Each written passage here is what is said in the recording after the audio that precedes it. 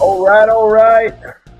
Welcome in to A to Z Sports Prime Time here on a Tuesday night with me, Sam Phelan. Going to be a great show here because we had a Titans press conference earlier today.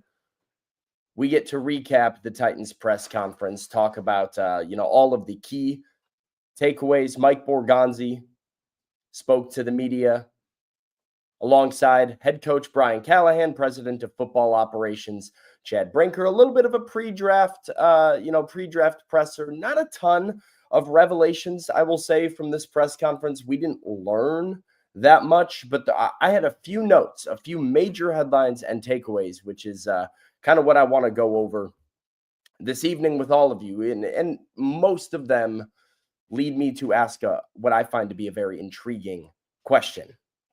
So that's what we got for you here tonight. Welcome in to A to Z Sports Prime Time. It is Tuesday. It is April 22nd. The NFL Draft is around the corner, just 2 days away before the Titans are on the clock with number one overall. Like I said, we're going to go over that warning. That's how I say it. It's a warning from the Titans front office to you, the Titans fans. That's what I want to talk about today, and then talk about how this new regime, this new front office, the new general manager, doing things very differently than the last guy. So I see you, Richie. I see you, Andrew, Corey, John, all of you guys in the chat. Thank you for joining us. And while you guys are here, go ahead and share the show because, as Corey says, it's almost time. It's an exciting time to be a Tennessee Titans fan, exciting time to be an NFL fan in general. You know, draft week is a fun week, a lot of optimism in the air. So share the show this evening. Hit that like button. If you're watching it on Facebook, hit the share button in the bottom right corner. Get the word out. A to Z Sports Prime Time is live, issuing a warning to Titans fans ahead of the NFL Draft. Share, like the show, watch it on YouTube, hit subscribe. You can also repost us on the Twitter X timeline as the segments and questions are going to be tweeted out there throughout the evening. All right. Welcome in officially to A to Z Prime Time, not in the Zen Sports Studios, but I am your host, Sam Phelan, with you on Tuesday nights all throughout the NFL offseason, and I'm presented to you by Two Rivers Ford. That's the South's most trusted Ford dealer. Two Rivers Ford in Mount Juliet, online at tworiversford.com for more information. Zen Sports, that is your place to bet. And with the NFL Draft around the corner, I will say we've got NBA playoffs going on. The Grizzlies are in the playoffs. We got NHL playoffs going on. The Predators not in the playoffs, but still fun to throw those sports on. And then we also have the NFL Draft with odds on player props and draft props. So Zen Sports, that's your place to bet for the draft. Use the promo code ATOZTN in the Zen Sports app when you go and bet. If you're in need of a new workout program, TrueMav Fitness is the place for you out there in the Gulch, and no workout is ever recycled or repeated at TrueMav. You can go to truemavfitness.com online for more information. And my friends over at Bart Durham Injury Law, because your big truck wreck is their fight for justice, and a crash can change your life forever. But don't worry, help is just a phone call or a click away at bartdurham.com. Okay. Here we go. A little bit of a recap. You know, the Titans, they said a lot of the things that we expected them to say. They never outright said we are taking Cam Ward with the first overall pick, but they did say we've come to a consensus as an organization. They said if you're a team thinking about calling up for number one, don't bother. We've got our minds made up. We're good. We're not trading out. Beating around the bush just to, keep the spirit of the draft alive and wait for the commissioner to call Ward's name on Thursday night. So nothing huge there. Asked about L'Jarius Sneed, Chad Brinker declined to comment about L'Jarius Sneed and his ongoing situation. I even asked Chad Brinker at one point about the Titans' new evaluation metric, the new evaluation system that they're implementing in all of their scouts that led to a lot of turnover in the scouting department, by the way, with the organization leading up to the draft. That they've got Dave Ziegler, Reggie McKenzie, Brian Callahan, Nick Holtz, Denard Wilson, Chad Brinker, Mike Borgonzi. Everybody's using the same system now. It's a new system for the team. I asked Chad Brinker about that system. He kind of gave me a nothing burger answer. But there was one thing, a few things, but one thing specifically. I guess I'm not done with the bullet points yet. I should let you know. But bad press conference if you're Will Levis. I can say that. Or maybe a good press conference if you're Will Levis, because Mike Borgonzi clearly not pumped about Will Levis, which maybe leads to him being traded. And that could be a good thing for Will. Mike Borgonzi asked where Will Levis is in the mix, and I believe the answer started with something along the lines of, Will is a quarterback in our room, ... Loud silence before he tried to stumble together through something positive to say. There was one thing, though, that I think every Titans fan needs to be aware of. I'm about to play a clip from the press conference. You can hear it from the horse's mouth from Mike Borgonzi and Chad Brinker themselves. But the Tennessee Titans are going to pick the best player available in the draft. And I want us to really sit and think about what that means. Best player available. And they clarified throughout the presser that it was not just like, we're going to say we're picking the best player available and take the guy that we want. They seem to be patient. They seem to be not motivated by the position that these players play. They're going to take best player available. And I don't believe they are talking about Travis Hunter. I believe that Cam Ward is still going to be the pick for them at number 1. But throughout the rest of the draft, get ready for some surprises if you're a Titans fan. Here is a clip from today's press conference over at St. Thomas Sports Park. How much do you guys, with the picks you have and where you have them, do you think you can, how much of your issues, roster issues, can you solve with this draft? Yeah, I think we have 8 picks, and we're going to do as much as we can with those 8 picks. If they turn into more picks, we'll see how the draft goes and unfolds. But we certainly have a lot of needs in the team right now. So, we're going to do our best to, stay true to the board, draft the best player available, not really reach for needs at this point. But this is a big opportunity for this organization, really a tone setter, this draft, for the guys that we bring in here right now. Both of you, like you said, you want to be directed by need, but there's clearly not a top number 1 edge rusher on this team. You're clearly thin at wide receiver. How are you not directed by need, given those 2 key positions and where you stand? Yeah, and that's part of staying true to the board. I think you're trying to marry up the need with the value too. You never want to force a need in the draft. And for us, we do have a lot of needs, so I think it's important for us to stay true to the board and really take the best available player, at that pick. But for us, like I said, we don't want to force needs here and force a pick based on that. Chad, you spin it back to... You're thinking on that? What's that? On needs, not directing you at those 2 positions? Yeah, I think, I feel the same way. I mean, you want to take the best player available. Everybody says that. Not everybody follows that. The times in my career where I've seen we've made mistakes, either earlier in my career to even some of my mentors, when you kind of reach on a player based off need. Like Mike just said, I mean, we got a lot of needs. So we're just going to we're going to trust the process. We're going to trust the board. We're going to let the board talk to us. The work has been done. We're prepared. Now, the draft is unpredictable at times, and I know we're picking at the top, so maybe a little bit more of an understanding of who might be there, who might not be there. But at the same time, we're prepared for whatever comes at us, and we just got to take the best player. A young quarterback, how much in the draft thinking is there an idea? You've obviously done it on the offensive line with veterans.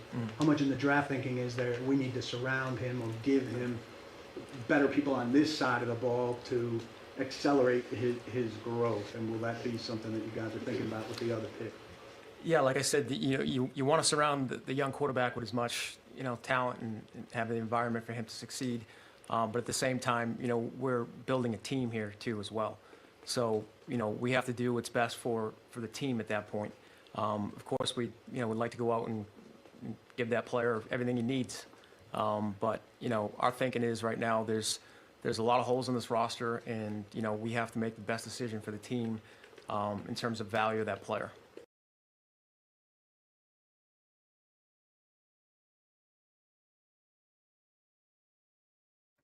There we go. We're back. So we're back.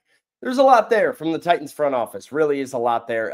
Let's get to the chat real quick. Let's go to some of what you guys are saying, because you guys are weighing in on this, and I think they're all valid points here. Eric says they're taking the best player available, except at number 1. He follows it up by saying Cam Ward isn't even one of the best 10 players. Jeffrey says, why would they say best available, not reaching? Because Cam Ward is reaching. Can you explain why the team YouTube account posted 4 draft prospects and no Cam Ward? Seems to me it's one of those posted about. I have no idea what's going on the Titans team YouTube. Haven't checked that out. But certainly a similar sentiment from Jeffrey to Eric, and put Chet in the conversation as well. If this was true, then drafting Ward isn't an option. I do agree with that notion, which is kind of why it's sort of it makes me laugh a little, this idea of best player available, because I don't believe Cam Ward is the best player on the board. I don't believe Cam Ward is the best player available. He's not my favorite quarterback in the draft. I've been pretty upfront about that. That being said, I expect him to be the pick for the Titans. On Thursday night, he's going to be the guy that goes number 1 overall. I would be stunned if it was anything other than that, just based on the way that we have heard this class sort of talked about and this draft talked about, especially within Nashville. I don't believe Cam Ward is the best player available. And so it's funny, right, that they're saying take the best player available, but they're not going to do that in the first round. The quarterback, I guess, is just at a different precedent for them. It's a different level of need. It's a different level of standard that they need to establish for the organization. And that's why they feel motivated to do that. But it was interesting because of all the fuss that has been made about the rest of the roster throughout this offseason. There's been concerns about edge rushers, a clear need at edge rusher for a premium edge talent, which is not on this roster. They're sitting with Draymond Jones and Arden Key right now, which is equal to or a downgrade of what you had last year. And last year, the Titans were outspoken about not being good enough at edge. You've got wide receiver, where I talked to Brian Callahan at the NFL Combine about wide receivers and said, what do you need to add? What kind of wide receivers do you need to add? And he just said, more. Like, the Titans just needed more. They didn't need a star. They just needed competent NFL guys. They really haven't made those additions. Van Jefferson, 1-year deal, the only real free agent acquisition they've made all offseason. They lost NWI. They lost Tyler Boyd. They signed Van Jefferson. So you got worse at that position too. Those are some of the clear needs. Those are the things that I have circled in pen at 35 overall. Those are the players that we've talked about as being intriguing options. And yet what the Titans are telling you right now, what they're warning you about right now, is that we are taking the best player available on our board. And so if 35 comes around and we take a cornerback, don't be surprised. If we go to the 4th, if we finish rounds 2 and 3 and Friday night comes and goes and we still haven't drafted a wide receiver, don't be surprised. If we finish the draft and we still have some obvious holes on our roster, don't be surprised. We are doing what the board tells us to do. That is the message from the Titans right now. And that is my message to all of you right now, is that we should expect the Titans to take the best player they have on their board. And if it doesn't match up with the clear and obvious need, if it doesn't match up with the mock drafts that we've all been doing for the last 3 months now, don't be surprised. They're letting you know. And by the way, that does not mean that this is silly. I think what Mike Borgonzi, what Chad Brinker are trying to tell you there is that this can work, because they've seen it work and they've seen teams fail by reaching for positions in the past. But it just means we all have to be ready and be patient the same way they're trying to be patient. That brings me to my first question of the evening. Are you in or out on the Titans drafting the best player available instead of filling their roster needs in the draft? Are you in or out on the Titans drafting the best player available instead of filling roster needs in the draft? Let me know in the chat while you guys do that and sound off. I'm going to tell you all about my friends over at Two Rivers Ford. I'm in on Two Rivers Ford because everywhere I go, I see Ford Broncos, and Two Rivers Ford is the South's most trusted Ford dealer and your Ford Bronco headquarters. Broncos are all over the road with so many different options, color combinations, packages, trim levels. But Two Rivers Ford is inviting you to come and get to know the Bronco. It's an open invite. You don't even need to be in the market for a vehicle. They just want to introduce you to the Bronco, answer questions, let you test drive, show you the on and off-road capabilities, just teach you about a really cool car. And remember, this is a Two Rivers Ford sales team that does not work on commission. It's one of the reasons people love doing business with Two Rivers Ford and why they are the South's most trusted Ford dealer. Go see my friends in Mount Juliet, tworiversford.com, 7 miles east of the airport, and get to know the Ford Bronco. Okay, let's hear it. Let's hear from you. In or out? Titans, best player available instead of filling needs. Eric is 100,000, maybe 1,000,000% in. Richie is out. Brian is in. Steven is in. Devin is in. Rick in. Vanessa out. Katie is in. Christofero is in. Jeff says out. You only get to do that when you have a good roster. Titans roster is bad. I'll come back to this. From Jeff. I'm in. Get that first round receiver next year. That's what Stevie says. In for sure from J-Man. Out is Craig. Jeff says, again, out because you only get to do that when you have a good roster. Titans roster is bad. I would argue, Jeff, that it's actually the opposite. I would argue that when you're in a position like the Titans, when you have, as they say repeatedly, many holes throughout the roster, you draft for talent. Because let's also be honest, 3 years from now, just looking 3 years into the future, how many players currently on the Titans roster are going to be with the team? An underwhelming amount, I would bet. Maybe single digits. 3 years from now. So what you do is you stockpile all the talent you can find that you get on young, cheap contracts.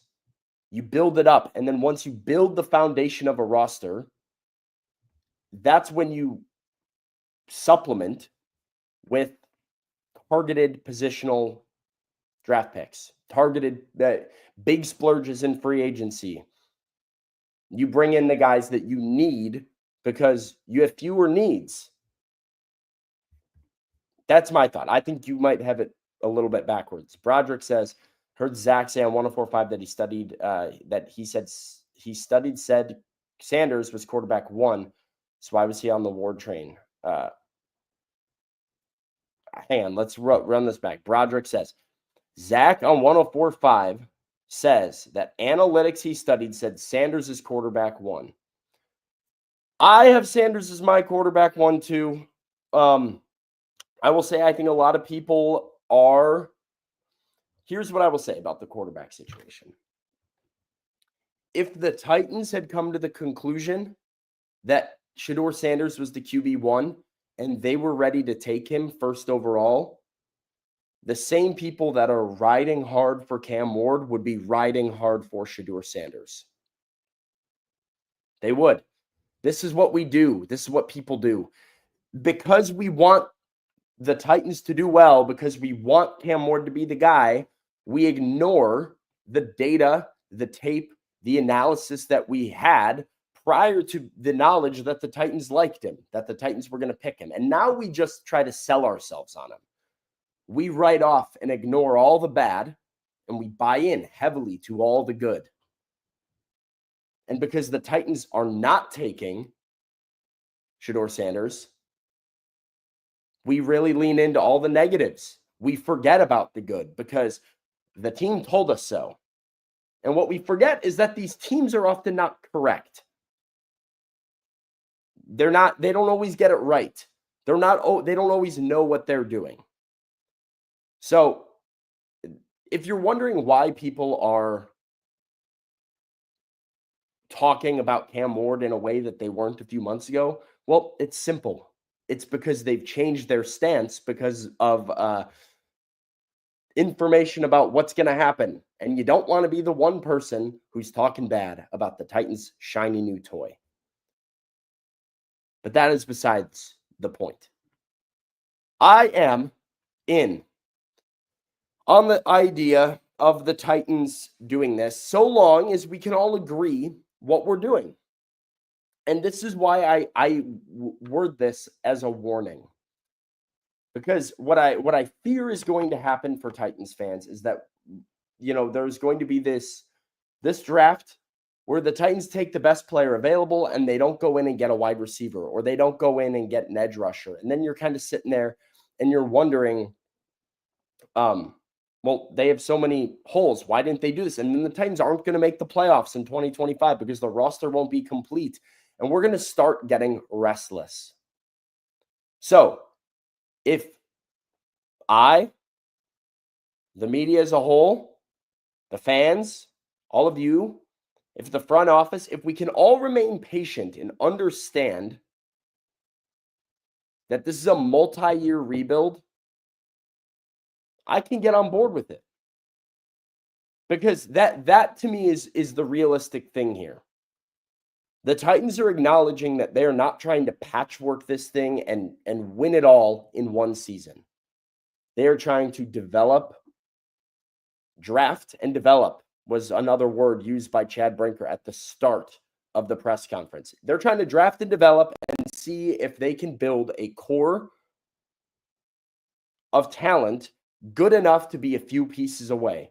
Then they push their chips all in. I have said for weeks now, the target for me, for the Titans, is 2027, year 3 of Cam Ward. It would be year 4, hopefully, of Brian Callahan. Or if you move on from Callahan at the end of the season, it would be year 2 of your new head coach. But that, to me, is the target date that you're going to try to push your chips all in. And so, picking a few players right now who are going to be in year 3 of their contract that can be impactful players. I don't care where those guys are playing, because most of the players that you have at positions right now are not going to be here. Get talent, figure out where you need more talent. Once you're ready to compete, you go all in. But don't get impatient and don't panic. That's what I'm hoping the Titans will do.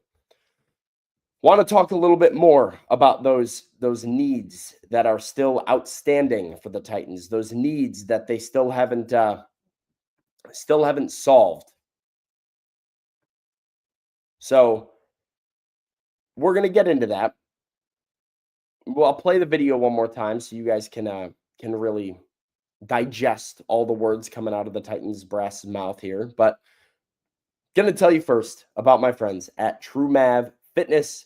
They're located in the Gulch, TrueMavFitness.com. That's where you go for your first workout free as a Middle Tennessee resident, because no workout is ever recycled or repeated at TrueMav. They've got personal training, group fitness classes, memberships that also offer an open gym. Again, TrueMavFitness.com, located in the Gulch. First workout free as a Middle Tennessee resident. Go and check them out.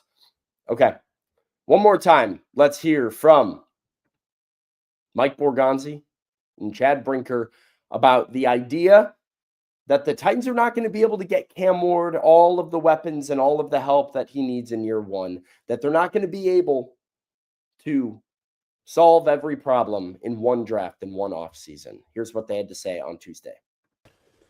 How much do you guys, with the picks you have and where you have them, do you think you can, how much of your issues, roster issues, can you solve with this draft? Yeah, I think we have 8 picks, and we're going to do as much as we can with those 8 picks. If they turn into more picks, we'll see how the draft goes and unfolds. But we certainly have a lot of needs in the team right now. So, we're going to do our best to, stay true to the board, draft the best player available, not really reach for needs at this point. But this is a big opportunity for this organization, really a tone setter, this draft, for the guys that we bring in here right now. Both of you, like you said, you want to be directed by need, but there's clearly not a top number one edge rusher on this team. You're clearly thin at wide receiver. How are you not directed by need, given those two key positions and where you stand? Yeah, and that's part of, staying true to the board. I think you're trying to marry up, the need with the value too. You never want to force a need in the draft. And for us, we do have a lot of needs, so I think it's important for us to stay true to the board and really take the best available player, at that pick. But for us, like I said, we don't want to force needs here and force a pick based on that. Chad, you Chad, spin it back to. You're thinking on that? What's that? On needs, not directing you at those two positions? Yeah, I think, I feel the same way. I mean, you want to take the best player available. Everybody says that. Not everybody follows that. The times in my career where I've seen we've made mistakes, either earlier in my career to even some of my mentors, when you kind of reach on a player based off need. Like Mike just said, I mean, we got a lot of needs. So we're just going to trust the process. We're going to trust the board. We're going to let the board talk to us. The work has been done. We're prepared. Now, the draft is unpredictable at times, and I know we're picking at the top, so maybe a little bit more of an understanding of who might be there, who might not be there. But at the same time, we're prepared for whatever comes at us, and we just got to take the best player. All right, there you hear it again. We're going to take the best player, not going to overdraft for need, not going to reach for a need. That's not how we are going to do it. So the Titans are making it clear. They're prepping you ahead of time, like I said earlier, that they are not going to address all their needs or might not be able to address all of their needs in one draft. So I'm curious if the Titans have to leave a roster hole, a roster need unfilled after the draft. Where do you want it to be?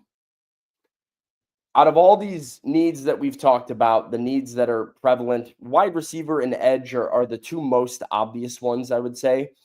But if the Titans are going to have to, you do wide receiver and edge even. There's a need there.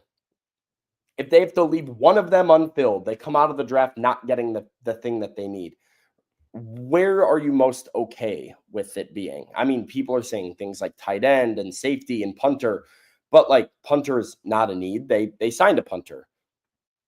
Safety is a want, not a need. I mean, you need safety depth, but you don't need a starting safety. Same thing with tight end. You could use a well-rounded tight end, but you don't necessarily need a guaranteed starter to replace your guy. It's a want, not a need.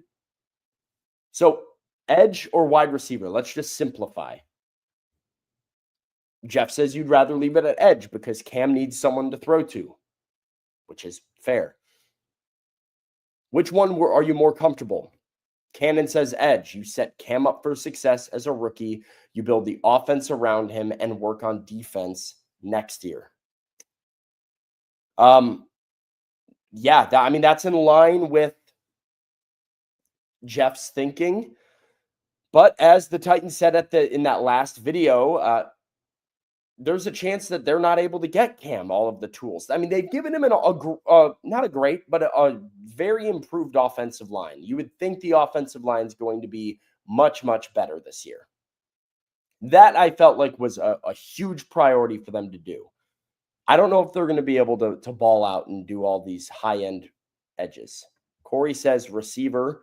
Jonathan says edge.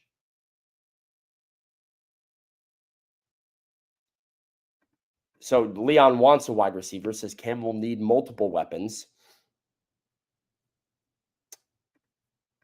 I would like to leave wide receiver as the whole after the draft. And I went back and forth on this question. If you're between getting Cam a wide receiver and getting an edge rusher, I think it is more important to address wide receiver to address edge at pick 35. Because I think you can get a wide receiver on day 3 that you'll plug and play into the rotation. And the main thing for me was you can sign one in free agency. Cam, I don't think needs an incredible, amazing wide receiver core, right? You just have to give him enough where you feel like he's throwing to NFL players. So if you draft a guy in the 5th or 6th round, if you sign Tyler Lockett, like that is the thing to me. Let's look at real quick NFL free agents. The free agents that are available at wide receiver are significantly better and more plug and play ready than the edge rushers. And we have seen throughout history, guys get dropped throughout training camp at wide receiver very often, and they're productive. They get cut after the draft. They sign after the draft. All right. Wide receivers that are still, let's see if I can find the available wide receivers. Keenan Allen, Amari Cooper, Deontay Johnson, Tyler Lockett, Nelson Aguilar, Elijah Moore. All of those guys are NFL level receivers. And again, Brian Callahan told me at the combine, they don't need a star. They just want to get them whatever replacement level NFL vets. You can go and get a star in the first round next year. You can go and you can trade for a star if you really want to. But you're paying Calvin Ridley a lot of money right now. So it's unrealistic to go and sign a player. And look, I get old, mid. Yeah, they are. They're not great. But you can't tell me Cam Ward doesn't have enough. If the Titans go out and they sign Tyler Lockett and they sign Elijah Moore, and then your receiver room is Calvin Ridley, Tyler Lockett, Elijah Moore, Treylon Burks, Van Jefferson. It's not good, but it's not laughable, right? You can make do with it for a rookie season. What I don't think you can make do without is an edge rusher. Because what you have at edge is about to get even thinner after this year. Draymond Jones, 1-year contract. Arden Key, final year of his contract. End of list. You are so desperate for edge rushers that are going to be here long term. Your defense last year had some really interesting pieces and was completely handicapped by the fact that you had just really bad edge play. So you improve your defense significantly if you go and you get a really good, solid, competent edge player, and then you actually have another foundational piece of the defense that is going to be here. Let's also talk about this for a minute. How much work do the Titans have to do on defense in the future to build a winner? How much of their efforts, like long-term guys that are going to be here, that list that I brought up earlier, guys that are going to be here for 3 years, J.C. Latham, offense. Peter Skoronski, offense. You got 3 more years of Lloyd Cushenberry. They paid him big. Offense. You just paid Dan Moore big. Offense. You paid Calvin Ridley. Offense. You're going to use the number 1 overall draft pick on Cam Ward. Offense. You've got Jeffrey Simmons tied up, who knows if we even make it through the draft with him on the roster. You've got T'Vondre Sweat, and you look like you hit on Jarvis Brownlee. The safeties are on expiring deals. Your corners do not seem like they're long. Roger McCreary's coming up on needing a contract. L'Jarius Sneed, who knows what's going on with that situation. You've got patchwork linebackers. You've got edge rushers, 2 edge rushers on expiring deals, like I said. The Titans are going to need to lock up some defensive players for the future.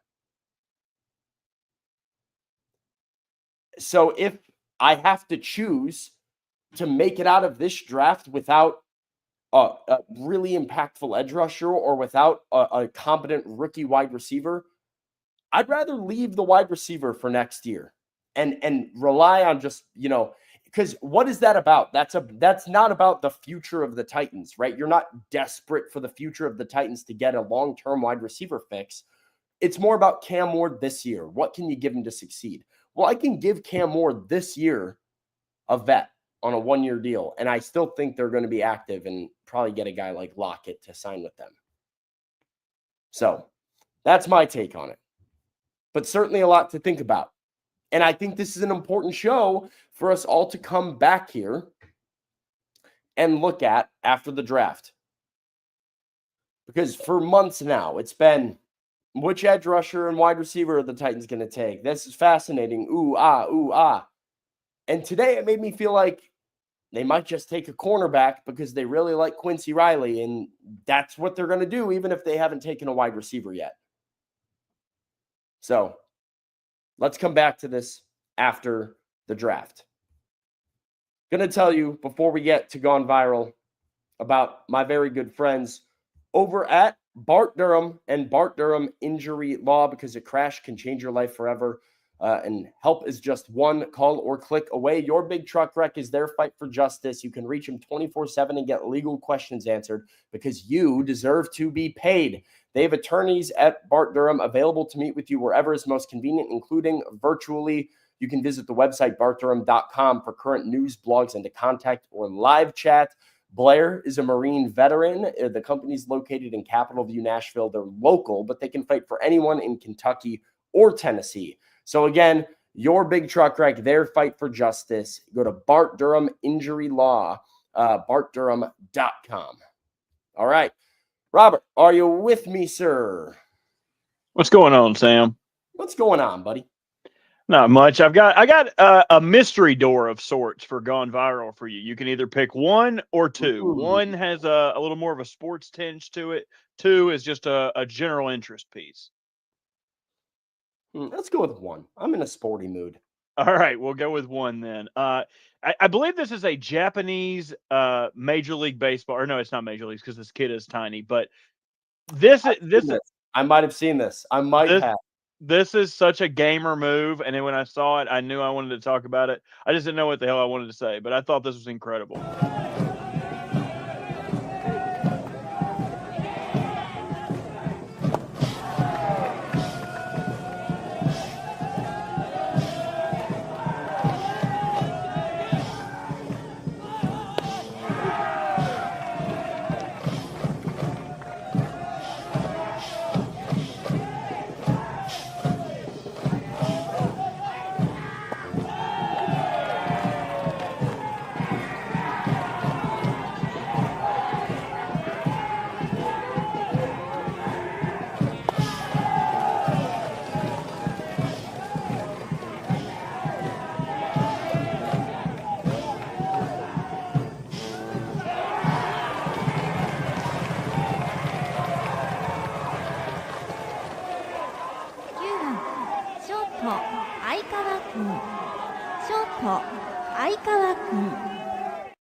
God, everything they do is cooler than over here. I have so many thoughts on this. All right. This is high school baseball, by the way. I remember seeing that. This is Japanese high school baseball. Okay, so note number one is the obvious one. That is not legal. Like American baseball, that is not legal. You can't switch hit or go from side to side. A player in American baseball must commit to what side he's going to bat from at the beginning of an at-bat, and he is allowed to change mid-at-bat once during an at-bat. Oh, wow. A pitcher is not allowed to change. So there have been a few rare instances of switch pitchers. One of them made the major leagues. His name was Pat Venditti about a decade ago, pitched for the Oakland A's and the Miami Marlins. And Pat Venditti would, based on the handedness of the opposing batter, would switch what arm he was throwing with. But a pitcher was not allowed to change, and then a batter would have to declare before going. And for whatever reason, if a guy got hurt, like he banged up one side of his leg or hand or whatever, if he needed to switch handedness mid-at-bat, he is allowed to do it. So this would not be allowed. That is my first thing. My second thing is actually two gripes with the batter. All right. Number one, this is not statistically intelligent to do because a right-handed batter against a right-handed pitcher is a disadvantage for the batter. Same side-handedness favors the pitcher every single time. Lefties do not want to face lefties. Left-handed batters want to face right-handed pitchers. Right-handed batters prefer to face left-handed pitchers. So this switching to being a righty when you clearly have the ability to switch hit against a right-handed pitcher sets himself up for failure. That's gripe number one. Gripe number two with this batter, be ready to hit. I mean, what is this guy is he's sitting there, he's making he's like dancing, he's like break dancing instead of playing baseball. This reminded me of, you can play it real quick again. Just play it 1 second. That reminds me of Corbin Blue in High School Musical 2 when he's doing like hey batter swing, do my thing. And they're sitting there and they're like dancing, and it looks fake. That's what he's doing. Damn, dude, you just ripped him apart, man. I was all here for it. See, I mean, at no point in that clip, at no point, Mark Zuckerberg, at no point was he ready to hit the baseball. He's like flipping the bat out like this. Like, and again, hey, this pitcher, what are we doing? Because all you got to do, throw him a couple of heaters down the middle. This guy's not swinging. Yeah, and I feel like he got a ball that he pulled his bunt back and it was still a strike. I was like, no, that was still a strike. They gave him a ball for that. But yeah, that was a borderline one. That one, and also that's okay. So then shade on the ump, because if I'm the umpire and this clown is pulling antics like this, anything within like 7 inches, you got it, buddy. Like the pitcher, your zone just expanded exponentially. See, that's kind of what he's trying to fight off with, like his like he's like getting all into it down here. Like, which is also a baseball misnomer. The idea that like if I squat real low, my strike zone shrinks. Yeah, I saw a clip of a kid in the Little League World Series who basically tucked his head between his knees while he was up to bat, thinking that it would be impossible to throw a strike. And then the pitcher just threw the ball and it went over the kid's head because he's crouched down, and the ump called him out on it, and the kid threw a fit. I'm like, you can't just like curl up in a ball and expect to get a call here, man. This is not what we do. All right. Well, I feel like I left you a little negative, so I'll play you what was behind door number 2. I believe this was in Australia. I'm a huge fan of local news presentations because you get a real feel for what that area is like. Wherever the hell this is at in Australia, it must be a kick-ass place to live. Witnesses are recounting some of the drama that unfolded on the Sunshine Coast this afternoon. 2 sisters have told how their mother and man raced to help when the carjacked SUV rolled on Steve Irwin Way, only to find the gun-wielding car thief emerging from the wreck. Here's some of what they had to say. And one guy, he was up there with our mum, and he went up there and he was coming back down towards us, and he goes, run, he's got a gun. And our heart started to pound, and I said, oh, Mum, where's Mum? And poor Mum was stuck up there, but apparently our brave Mum, she goes, are you all right? Because he had all blood all over his face. And he goes, I'll shoot you. She goes, hey, I'm here to help. And Mum distracting him to make him look the other way, and he looked the other way, and Mum ran into the bush behind the fence. And the guy goes to her, I'll find you and I'll shoot you. All I was thinking about when we were running, I hope he doesn't fire. Yeah, we were so blessed. How close to him do you think? So blessed. So blessed. I appreciate the twin girls from God, what was that Jack Nicholson movie? Yeah. The Shining. The 2 girls from The Shining grew up to save their mom from a carjacking. I'm telling you. You left me negative twice because Dang.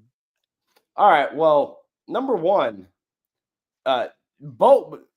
This should not have been my takeaway of the video. The news anchor, none of the people that spoke in that entire clip had any sort of inflection that let me know what they were saying or what cadence they were speaking with. While on the Sunshine Coast, I can't do Australian accent right now, but while on the Sunshine Coast of Brisbane in Australia, the way that the world came down and the guy who carjacked, like it was just fluid. It made no sense. And then, I mean, that was haunting. Yeah, but my big takeaway, I'd love to do a little bit of work for the casters for Traders Australia. I need both of these women on Traders. We've never had a set of twins. But they're one character. Yes, they are only one. But the big swerve at the end is one of them is a traitor and the other one isn't. No one saw it coming. This is going to get a little this might get too in the weeds for you here, Robert, but are you familiar with the evil twin power in Blood on the Clock Tower? Oh God, dude, I need to check it out again. Give it to me. Complex script, but it's kind of similar to that, what you just laid out right there. It's a real catch. I hated every second of that. So thank you for sharing. And now everybody else has seen it too. Oh, Evil Twin. Okay. I need to. If you guys hadn't checked it out, is your episode out yet? You playing Blood on the Clock Tower with like all the other Survivor people? No, it'll be out next couple weeks. All right. So when you guys get done with your draft stuff, if you haven't watched it yet, it's a great game to watch. Fun little time passer on YouTube. Sam does a great job. I haven't actually got to see him play yet, but he's the one who got me into the game. Should be a lot of fun whenever it comes Blood on out. the Clock Tower. Yeah, it's fun. It's a fun little strategy game to kill some time. So all right. Well, good stuff. That's all I got. That was a wild, packed, so somehow leaned very negative show. I did not intend for the show to get negative, but I ranted about the Titans for a little bit, got angry at that, got angry at the kid, the poor kid from Japan who is just having a good time. And then, here we are. All right. Be locked in tomorrow. A to Z Sports Morning Show. Easton Freeze, Austin Stanley tomorrow. We'll be on that. Draft coverage all week long here at A to Z Sports. Buck Rising tomorrow night for A to Z Sports Primetime. We are 2 days away from the Titans being on the clock, so keep it tuned here for all of our coverage. Till next time, tighten up. We'll see you later. There's a very low percentage of this that is